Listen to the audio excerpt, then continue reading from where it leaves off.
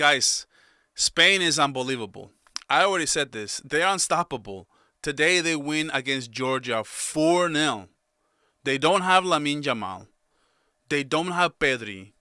And yet, somehow, these teams still finds a way to put 4 goals past Georgia. I know Georgia isn't the best competition, but it's still insane if you think about it. The way just being manhandling every single team in the World Cup qualifications. They have not yet allowed any goals these in these qualifiers, which is remarkable. Not only they be outscoring opponents like by going away, but this team does not allow any goals. So defensively, this team is incredible. And for De La Fuente, what is he doing? Why is he so butthurt about Lamine Yamal? Why is he so butthurt about playing Lamine Yamal every single minute, playing Pedri every single minute? When you can see this team is doing this team a disservice, because anything that he has tried, it has worked masterfully. Like everything that he plugs in, whoever fills in just gets it done.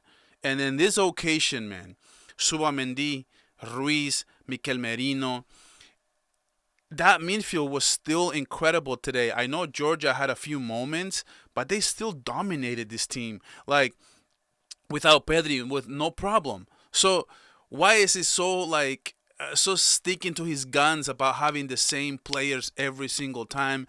Look, man, Ferran Torres filling in for Lamine Yamal. He plugs in. Ferran gets a goal, gets an assist, an incredible cross to Oyarzabal. Let me talk about Oyarzabal for a second, man. I've called this guy the foreman, okay? This guy is a construction worker, man. This guy is a grinder, is a baller. This guy does literally everything. Is he the most underrated player out there? In the club level, why is he still at Real Sociedad? It just blows my mind. This guy deserves a better team around him. This guy deserves, I don't know. You can't tell me that there's no place for him with Villarreal. There's no place for him at Atletico Madrid, Betis, or even hell, even as a role player for Barcelona, dude. What the hell, man? This guy just gets it done. 20 goals under De La Fuente, and is literally the striker, the player that has the most goals for Spain. And nobody talks about it. Today he had 2 goals, 1 penalty kick, and the other one was a worldie. It was a header. So this guy's getting finishing. He should have had a hat trick, and the goalkeeper Marmadas had an incredible save on another cross from Ferran Torres, and he just finished it. Like, his finishing is good. That was good enough to be a goal. It just got saved. So why is Oyarzabal not playing for a better team? Like even somewhere else, like in the Prem, somewhere like, I don't know, maybe the Bundesliga for a better team. Like, you mean to tell me that there's not a better place for Oyarzabal to play? What's all the clubs doing, man? This guy probably does his own taxes, man. Like, at this point, it wouldn't even surprise me, man. Like, 2 goals, 1 assist. His finishing is off the charts, man. He scored goals against Barca. He scores goals when he plays up against Madrid. Dude, Oyarzabal any day of the week, man. For this team, for Spain, it just gets it done every single time. I thought Baena today had a good game. Everybody who fills in for De La Fuente, bro, just has an amazing game. And De La Fuente doesn't have the best wingers in the world. No Nico Williams, no Lamine Yamal. Baena and Ferran, and still gets it done. Baena played incredible. I think his better games, one of his better games I've ever seen him play. Like, he does. This is nowhere near the level that he plays for Atletico Madrid. I don't think Atletico Madrid kind of suits him, or he still haven't found his rhythm yet. But when he plays for Spain, I just loved him. And Fabian Ruiz, man, he gets an assist as well. Subamendi, I mean, Madrid fans, you mock me when I said get Subamendi. Get a player who can sweep, who can score, who can pass, who can do everything. And you let him go to Arsenal. You didn't want him.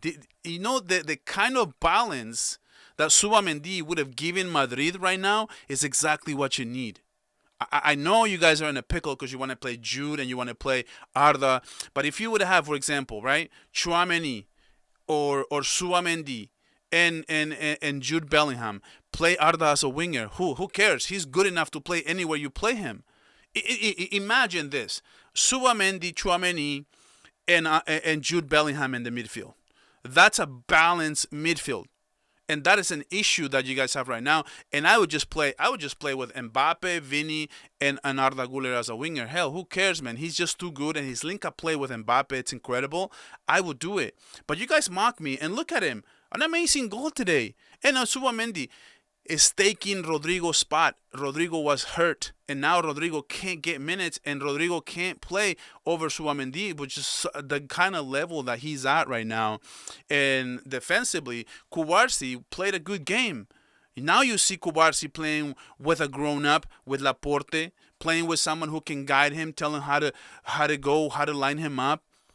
And he had a good game. That's the problem that right now we have at Barcelona is we don't have somebody who is a veteran who can teach the ropes to Cubarsí. Cubarsí is a good player, but he needs to be under somebody else's wing. And I've said this so many times, and today he looked good. And I know it's against Georgia, right? We're not going to jump the gun here. I'm just saying, I think Cubarsí plays better when he's got somebody to play for. Now, a few things that I do wanted to say before I go is, and sorry guys, I made this video incredibly late, but I've been running around all over the place. I was able to watch the game on my phone, but I was not home to make this video for you guys. But I really, really do love making videos about Spain, which I think it should be the number one team, the favorite to win the World Cup, and they have not qualified. Like mathematically, right? They're not qualified yet, but it will take a miracle, like a humongous miracle, not to be able to qualify directly. I think Turkey has to beat Spain like 7-0 for Spain to go to the repechaje, which is the playing game. But that's not gonna happen. Given the fact that Spain put five or six past Turkey last time they played, so I don't think that's even an issue. Now, few honorable mentions that I want to bring up. I love Fermin Lopez coming off the bench. I think he gave incredible minutes. He played very good. He got a lot of touches in this game, and every time he got the ball, he looked like he was doing something. He was playing with purpose. Very poised. I hope he can go to the World Cup, man. That would be so good for his growth for Barcelona if he goes to the World Cup. Pablo Barrios as well, playing very, very, very well. So I think Spain right now, just given the fact that this is why it pisses me off, man. De La Fuente, what is he doing with playing Lamine Yamal so many minutes? Not, giving them painkillers and all that crap when you can clearly see that this team, he's doing this team a disservice, man. Everything that he's tried, it has worked. Now, on a side note, right? This is going to be one thing I've never done before, but I want to talk about Estevao. Estevao, I'm so amazed by his growth. He's 18 years old, same age as Lamine. I actually think Lamine Yamal is the best player in the world. I think for what he does and how he does it and how he goes about his game and how poised he is, Lamine Yamal, and we've all said this is not breaking news, this is nothing. Every time Lamine Yamal has a chance to go one-on-one, his finishing, it's really the kryptonite for him. He needs to be better at finishing. He needs to go back to the lab and actually practice. But when you look at Estevao, that is the type of finishing that Lamine Yamal needs to develop. That is an incredible footballer. Estevao, and I think Real Madrid made a mistake. Madrid went for Mastantuono, and Mastantuono can very well have a high ceiling and be very good. But I think Estevao is arriving before our very eyes. He's not only going to be the future for Brazil, he looks like he's going to be the present. And now Brazil is playing better under Ancelotti, and Estevao is going to be at the front end of it. He's going to be leading these troops, not Vinicius. Vinicius, subpar game, mid. Like, I was on Chaos Chat, and some people said he played good, some people say he played bad. All I'm going to say is, to Vinicius standards, he didn't play great. And I think right now Estevao will be the face of Brazil. Like I'm legitimately think that but Madrid and Barca missed the gun on Estevao because he is going to be the next superstar right next to Lamine Yamal. And for us, it wouldn't make any sense, right? We were not going to spend all that much money for a right winger when we already have Lamine. But I think Madrid. Imagine Madrid right now with Estevao. I think Rodrigo, though, today he did have a pretty good game. But I don't want to get too much into this game. I just wanted to say that I'm very, very amazed by the growth of Estevao. And Chelsea, man, they got lucky. They got him, and this player looks like he's going to be incredible for the next 15, 20 years.